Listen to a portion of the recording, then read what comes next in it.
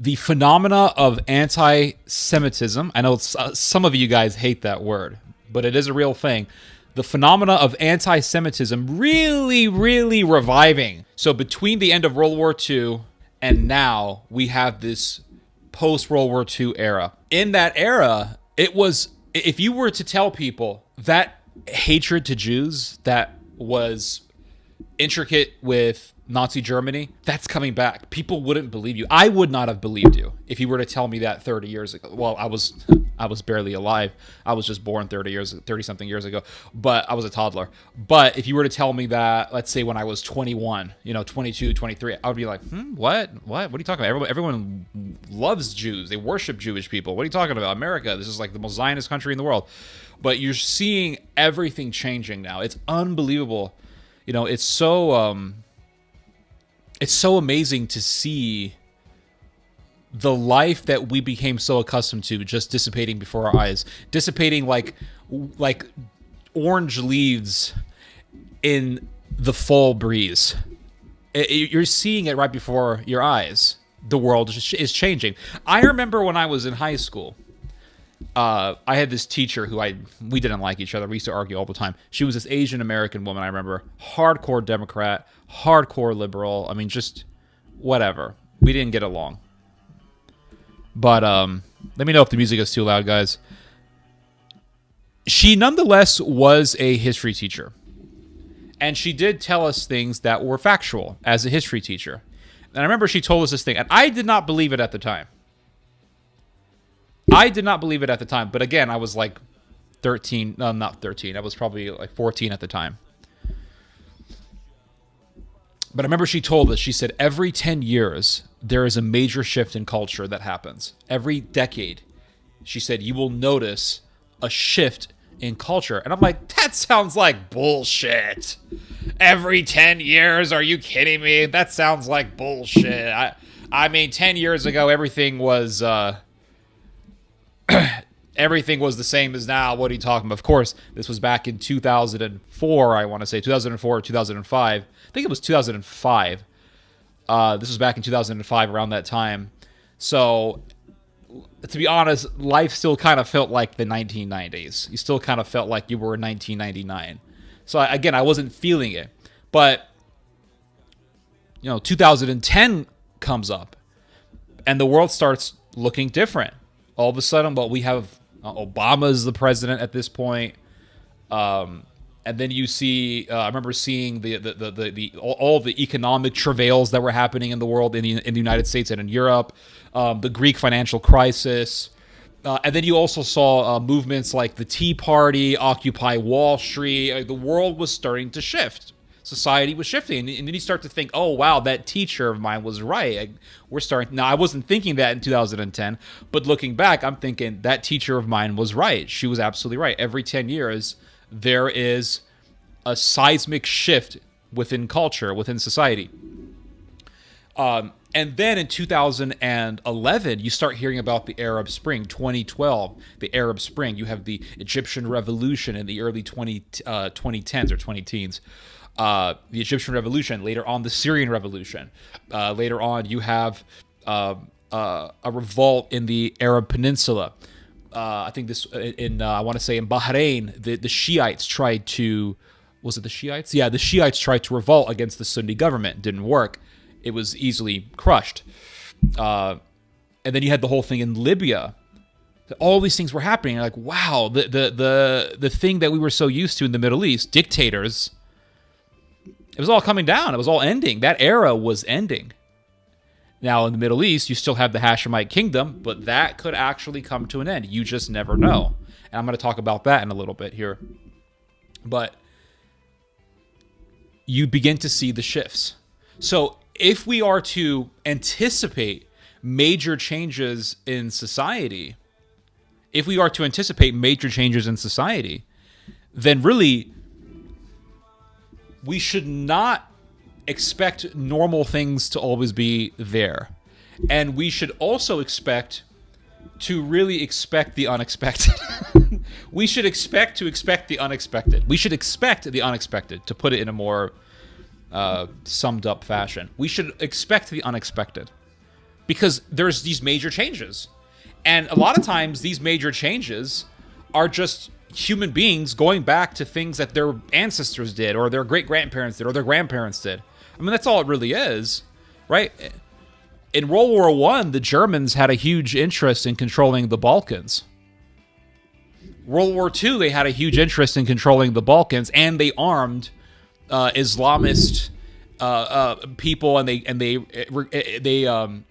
embedded them into the SS. And in the 1990s, the Germans were arming the KLA, the Albanian nationalists who hated the Serbs, and they were arming the KLA so that they could fight for an independent Kosovo. I mean, it's just the Germans going back to what their recent ancestors were doing, their grandparents, great-grandparents were doing. I mean, it's just human beings are always going to go back to something. There's only so many things a human being can think of, and as Solomon's wisdom tells us, there is really nothing new under the sun. Whatever happened in the past will happen again. History repeats. This is literally in the Bible. So we should just always expect human beings to work in cycles. Society will work in cycles. Society works in cycles. And it's not that every 10 years we see some crazy new stuff all the time. That's not always going to be the case. Many times, now in terms of technology, yeah, expect to see way new state-of-the-art stuff, right? The technology of World War II was nothing like the technology of World War I. It was way more advanced. And the times, the duration of time between World War I and World War II was not that much. It wasn't that much. And yet, by the time you hit World War II, you have all sorts of new military technology, all sorts of new military innovation, and then, of course, you have the nuclear bomb, which was changed the world. To this day, we're still feeling the effects of the nuking of Japan. Everyone's afraid of mutual self-destruction, and that's the reason why America hasn't escalated things to an extremely serious way with the Russians, because, well, we both have nuclear weapons. So, expect to see human beings always go back to something in the past. And that's why I think you have a lot of people saying that let's go back to traditionalism, let's go back to family values. There's always a cycle. All right, here's the article, The Anti-Semitic Revolution on the American Right. All right. This is a very real phenomena that is happening. You could say that it's all just liberal, fake news, whatever, but Twitter speaks otherwise. And one thing that I appreciate about Elon Musk buying Twitter is that I can now see what a lot of people really, really, really think. Because when Twitter was under that Jack guy, whatever his name was, Jack Dorsey or whatever his name is, you just got a lot of mainstream stuff. And now I can see what a lot of people think and feel about the Jews, about other ethnicities. So it's Twitter right now, or X as it is known, is just a perfect place for people like me to just evaluate society and what society is turning to. It's actually a great observational post if you think about it. See, as a human being, you should always try to find the good in all situations. Princeton professor Robert George, who has guided Republican elites for decades, the reigning brain of the Christian right. So this Robert George guy is a professor, very well known.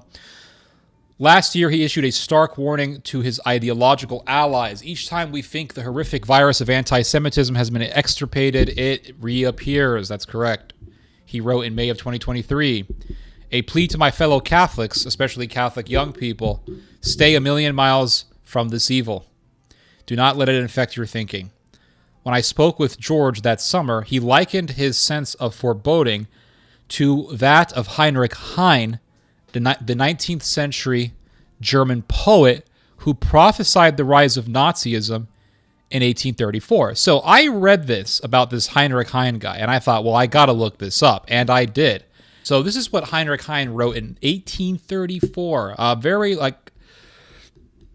This is over 100 years before the Nazis took over Germany. Check this out. This is surreal. This is just surreal. Christianity and that is its greatest merit, has somewhat mitigated that brutal German love of war, but it could not destroy it. Should that subduing talisman, the cross, be shattered, the frenzied madness of the ancient warriors, that insane berserk rage of which Nordic bards have spoken and sung so often, will once more burst into flame. The old stone gods will then rise from long ruins and rub the dust of 1,000 years from their eyes, and Thor will leap to life with his giant hammer and smash the Gothic cathedrals. Do not smile at my device, the advice of a dreamer who warns you against Kantians, Fichteans, and philosophers of nature. Do not smile at the visionary who anticipates the same revolution in the realm of the visible as taken place in the spiritual. Thought precedes action, as lightning precedes thunder. German thunder comes rolling somewhat slowly, but its crash will be unlike anything before in the history of the world. At that uproar, the eagles of the air will drop dead, and lions in farthest Africa will draw in their tails and slink away. A play will be performed in Germany, which will make the French Revolution look like an innocent idol.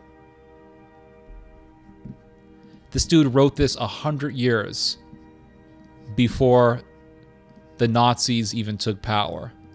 And he says, don't laugh at my advice. In other words, people were thinking that he was crazy. And you know what? 30 years passed after he wrote that, and they said, ha, look, nothing's happening. World War I eventually happened. And then there was that German Revolution of the Nazis.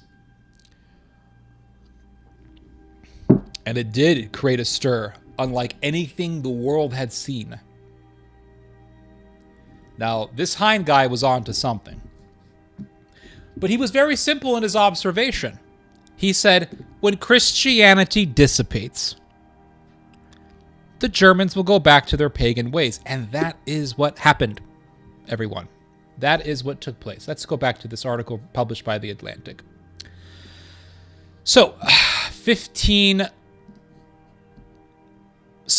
months later, the conservative commentator, Tucker Carlson, welcomed a man named Daryl Cooper onto his web-based show and introduced him to millions of followers as the best and most honest popular historian in the United States.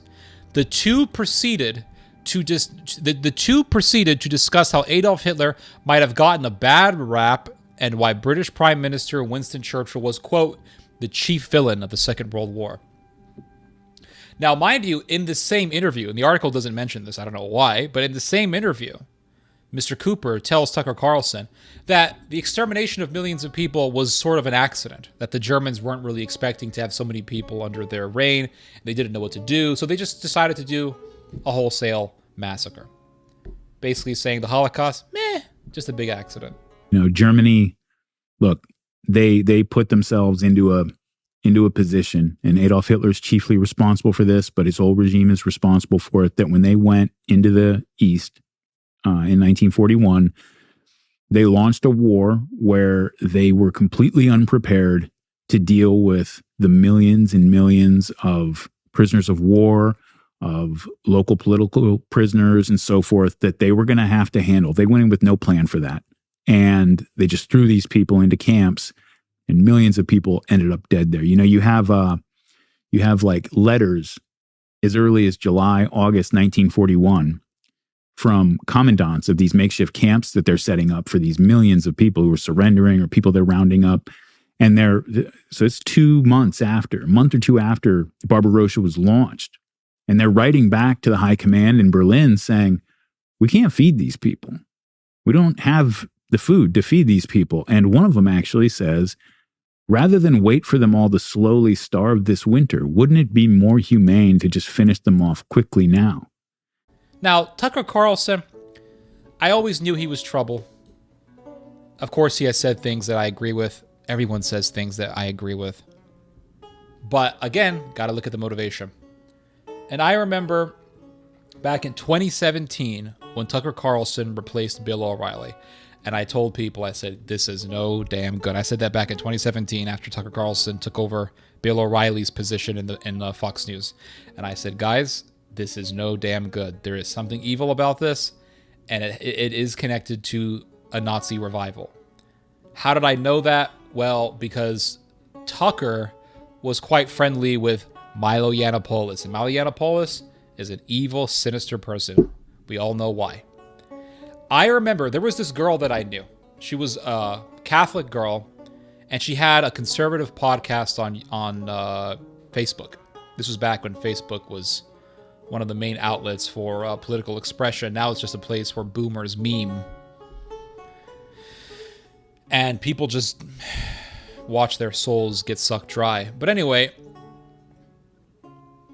she had this nice little podcast on Facebook. She had a ton of listeners, I remember. Tens of thousands of people would watch her stuff. She invited me on. She doesn't do the podcast anymore. And I can imagine why, because damn it, her audience was freaking toxic. She was not a bad-looking woman. And I imagine that was the main reason why people watched her. Because most of the people watching her were just right-wing boomer dudes who were weirdos. And so she said, I want you on this show. I want you to talk about this stuff. Because she said, I think you're onto something. So I said, okay. So I got on her show. She's live streaming our interview. Every single comment that was uttered during that live stream, we're talking hundreds and hundreds of comments. Every single comment that was uttered during that live stream and after that live stream was against me. There was not a single comment that said, damn it, this guy's onto something. Everybody was rejecting what I was saying.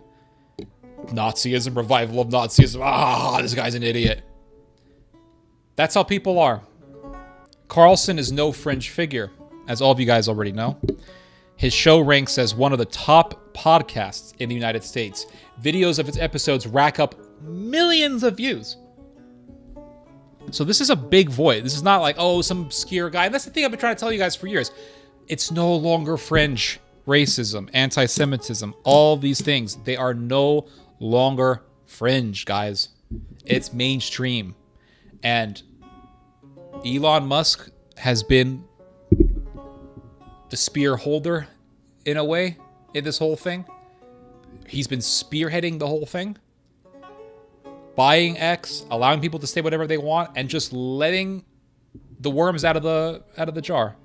Opening up Pandora's box. So the article talks about this guy named Elijah Schaffer. I've seen his stuff before.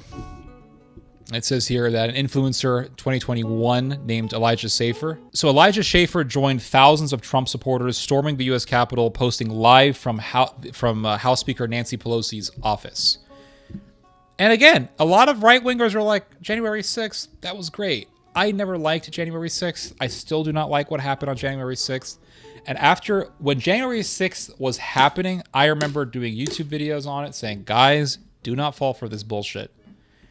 18 months later, Schaffer publicly polled his hundreds of thousands of Twitter followers. Quote, do you believe Jews disproportionately control the world institutions, banks, and are waging war on white Western society? Social media polls are not scientific. So the fact that more than 70% of respondents said some version of yes matters less than the fact that 94,000 people participated in the survey.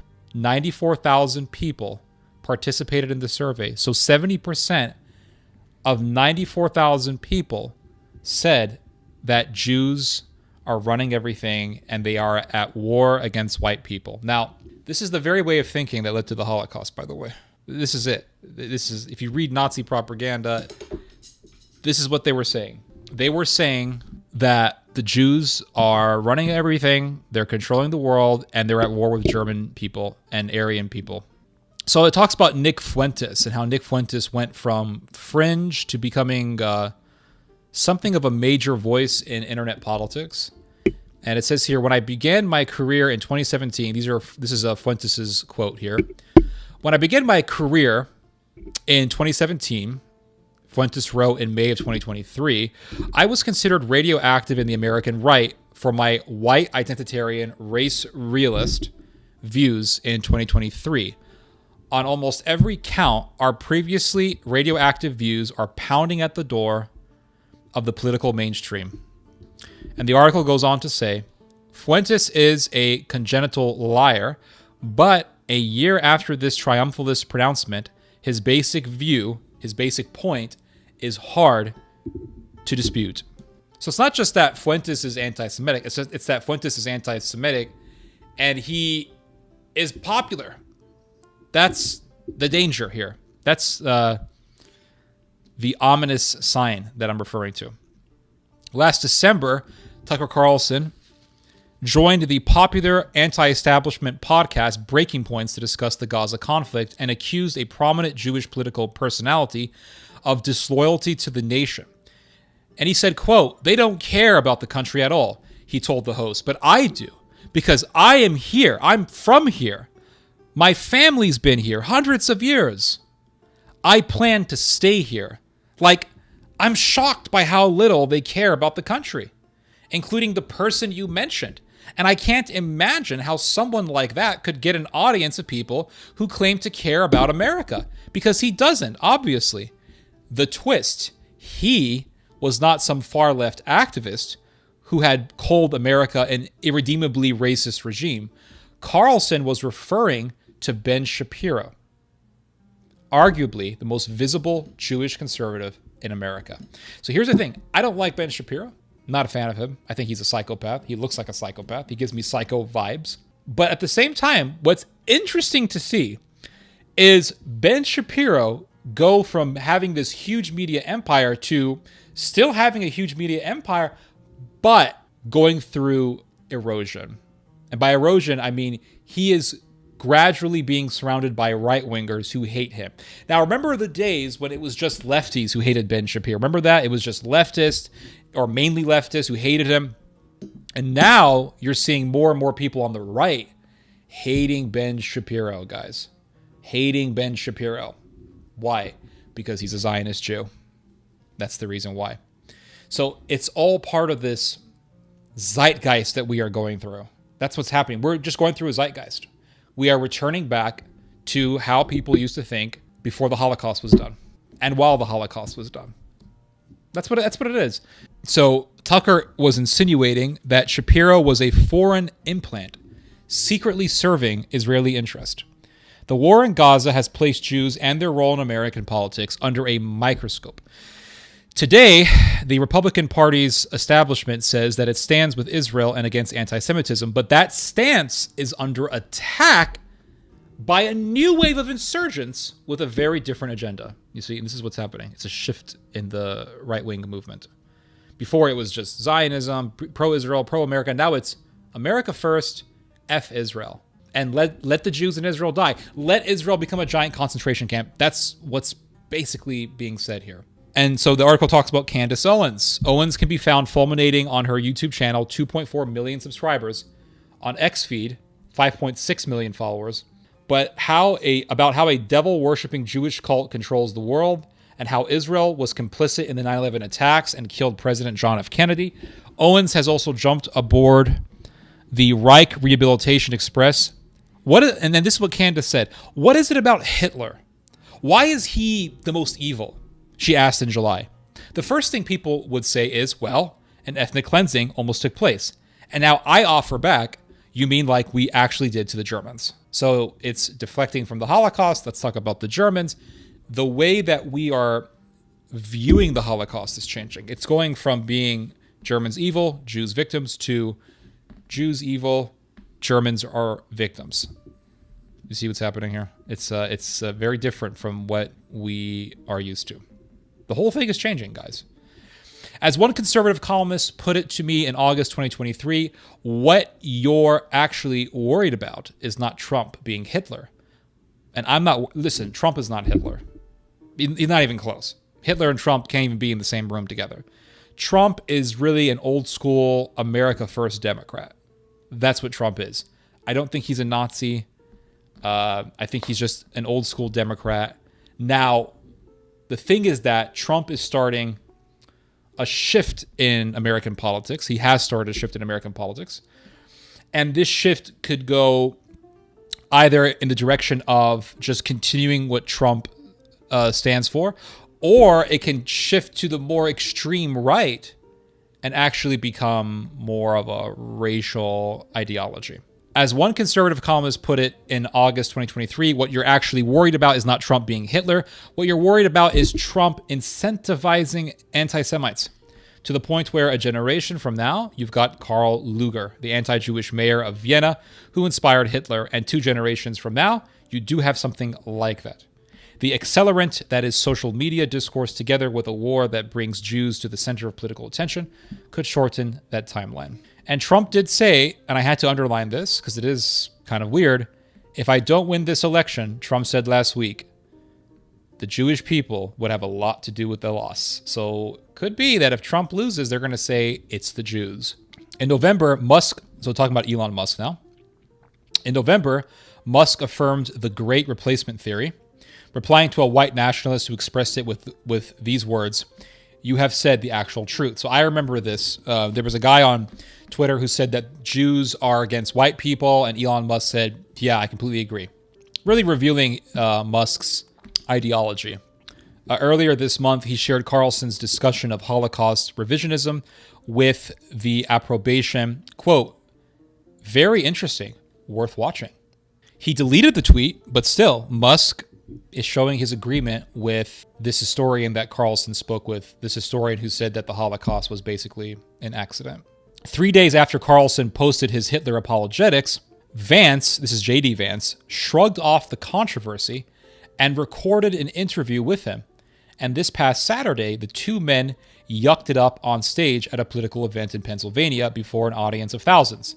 Such coziness should not surprise, given that Carlson was reportedly instrumental in securing the VP slot for the Ohio senator. Asked earlier if he took issue with Carlson's decision to air the Holocaust revisionism, Vance retorted, quote, "The fundamental idea here is Republicans believe not in censorship. We believe in free speech and debate." He conveniently declined to use his own speech to debate Carlson's. So here's the problem. The problem is not Vance saying that I believe in Carlson's freedom of speech, or if I believe, damn dog is barking. The problem is not J.D. Vance saying I believe in Carlson's freedom of speech. It's not him saying I believe in Cooper's freedom of speech. The problem that I have is, like the article points out, Vance did not use his freedom of speech to confront Carlson. That's what I find so troubling. Is okay, fine. Carlson has the right to say the things that he's saying, to bring this person on to do Holocaust revisionism. Granted, no one is disputing that. What we are saying is, Vance, why don't you tell Carlson, Tucker, you are going down a wrong path, and I'm afraid you're bringing other people down a wrong path. He doesn't do that, and that's the problem. And the reason why he doesn't do that is because he knows, and this is where things are getting revealing, he knows that if he confronts Tucker Carlson, he's going to lose constituents. Now, if you are afraid to confront Nazi revisionism because you're going to lose constituents, then there's something wrong with your constituents. Ergo, there is something wrong with the right-wing movement. And this has been my problem for years. It's like, okay, liberals bad, communists, blah, blah, blah, Muslims bad. Yeah, not disputing that. But when you have Holocaust revisionism being taught in a major right-wing show that has millions of followers, millions of listeners, and you, the potentially next vice president, is going onto this show and you're friends with the guy who's running it, and you don't even have the courage to say what Tucker did was wrong, that tells me something. That reflects really how insidious your movement is. And I'll leave it at that. So we have a rise in Nazism. That's what's happening. I'm going to say it point blank. I don't give a damn. I will die on this hill. We have a revival of Nazism. That's what's happening. We're seeing it. I am seeing it. Anyone who has a brain and has two eyeballs can see it. Now let's go to Germany, because like I said, trends that take place in the United States eventually become trends in Europe, or they are already trends in Europe. It's just that the Europeans will give those trends steroids. And I talked about this. I used the example of Buck versus Bell when the U.S. Constitution, when the U.S. Supreme Court constitutionalized imposing mandatory sterilization on certain people. And the Germans took it and they said, let's not only sterilize certain people, let's kill these people.